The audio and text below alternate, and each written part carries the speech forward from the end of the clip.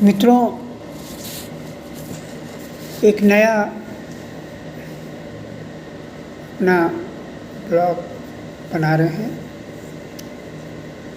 जिया जिनके साथ। पढ़ने के दौरान अपने इलाहाबाद शहर के जो हिंदी के बहुत बड़े पुरोधा के रूप में जाने जाते थे और छायावाद के कई स्तंभ वहाँ मौजूद थे। पढ़ाई के दौरान ही मेरा उनसे संपर्क हुआ और उनके विशाल व्यक्तित्व में एक छोटी सी बाल काया झलकने लगी। मैं बहुत छोटा था और इलाहाबाद के बड़े साहित्यकारों में मेरा परिचय आना जाना धीरे धीरे प्रारंभ हो गया, क्योंकि मेरा लक्ष्य था कि मैं हिंदी भाषा और हिंदी साहित्य के प्रति अपनी यात्रा को पूर्ण करूं। और ये यात्रा चलते चलते 74वें वर्ष में प्रवेश कर गई। आप समझें कि लंबा इतिहास हुआ है। आज उनकी सब स्मृतियाँ मुझे झंझोरती रहती हैं, तो मैं चाहता हूँ कि आपसे भी साझा करूँ। हो सकता है कि आपको अच्छा लगे। तो मैं सबसे पहले अपने कवि गुरु, जिनको मैंने हृदय से स्वीकार किया, पंडित सुमित्रानंदन पंत। पंडित सुमित्रानंदन पंत, जब मैं 12वीं कक्षा पास हुआ तभी से मेरा परिचय उनसे हो गया था। और वो विशाल व्यक्तित्व इतना सरल और सहज होगा, इसकी मैंने मेरे बाल मन ने कल्पना भी नहीं की थी। मैंने एक छोटा सा पोस्ट कार्ड उनको लिखा कि मैं आपसे मिलना चाहता हूँ, और मुझे आश्चर्य लगा कि उस पोस्ट कार्ड का जवाब उन्होंने तीसरे चौथे दिन मुझे इलाहाबाद में मिल गया। मैं बहुत खुश हुआ। एक अध्ययन करता हुआ छात्र और एक इतना स्थापित छायावाद के महाकवि पंडित सुमित्रानंद पंत ने पत्र लिख दिया है। और उन्होंने लिखा कि मैं दिन भर मैं पढ़ता लिखता रहता हूँ और शाम को 4 बजे के बाद तुम्हें जब मौका लगे तो आ जाना। मुझे बहुत खुशी हुई और ये खुशी का ये असर हुआ मेरे ऊपर कि मेरी जो कवि की कल्पना थी मेरे अंदर हृदय में, उसे उनको गुरु मान लिया। और जब मैं उनके निर्धारित समय से बंगले पहुंचा तो खटखटाया दरवाज़ा उनका, घंटी लगी थी उसको भी बजाया। दरवाज़ा खुला और वो सामने खड़े हुए थे। उन्होंने पूछा कि आप कौन हैं? मैंने कहा कि मैं सुशील राकेश हूँ। आपने पत्र लिखा था तो कहा था कि आप 4 बजे के बाद आ जाइएगा। कहा ओ हो, याद आया, आइए आइए, बैठिए। और वो अपने कमरे में ले गए जिसमें वो अध्ययन करते थे, और वहाँ उन्होंने हमको बैठाया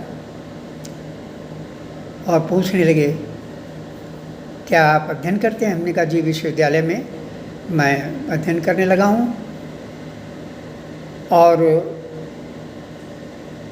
आपकी प्रेरणा से आपका मन हुआ देखने का तो मैं आपके पास आ गया।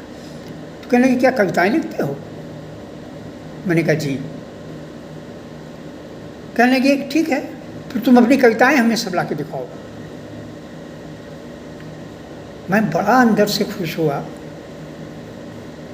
कि एक इतना महान बड़ा कवि इतनी सरलता से, और कोई व्याख्यान नहीं कि मैं बहुत बड़ा हूँ और मुझे टाइम नहीं है, मुझे समय नहीं है और मैं बार बार व्यस्त रहता हूँ, कुछ नहीं। बड़े सिंपल वे में उन्होंने कहा कि तुम अपनी कविताएं मुझे दिखाना। मैंने कहा जी सर, अगले हफ्ते मैं आऊँगा तो आपको अपनी कविताएं लेता आऊँगा। फिर और इधर उधर बात हुई और कुछ देर बाद फिर हमने कहा कि सब आपकी आज्ञा हो तो हम जाएँ। फिर हम चले आए।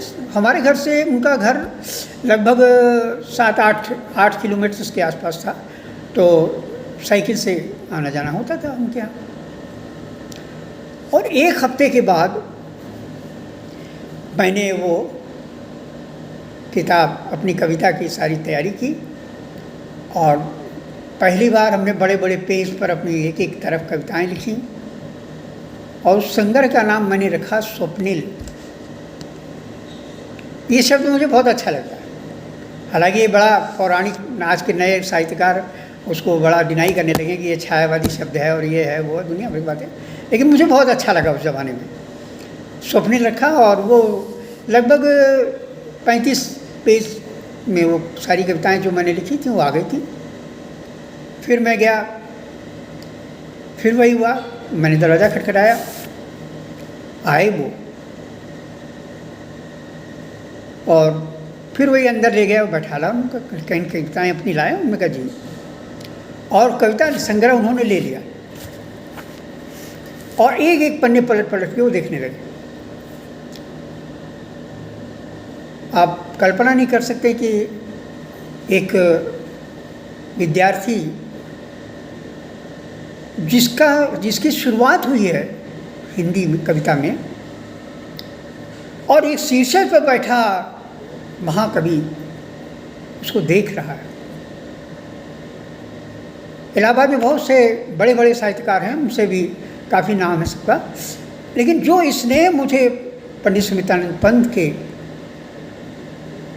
सानिध्य से प्राप्त हुआ उतना किसी से भी नहीं प्राप्त हुआ। सानिध्य तो काफ़ी लोगों का था मेरा। अभी जिया जिनके साथ इसमें संग्रह वो कालम में मैं सब दूंगा, तो वो कविताएं पलटी और सारी पलटी, एक एक पेज धीरे धीरे पढ़ते रहे 15-20 मिनट करीब लगा होगा। मैं बैठा रहा, चुपचाप देखता रहा। मुझे लगता रहा कहीं मुझे कुछ कहें न दें, कहने ले जाओ अपनी कविताएं, सब बेकार हैं।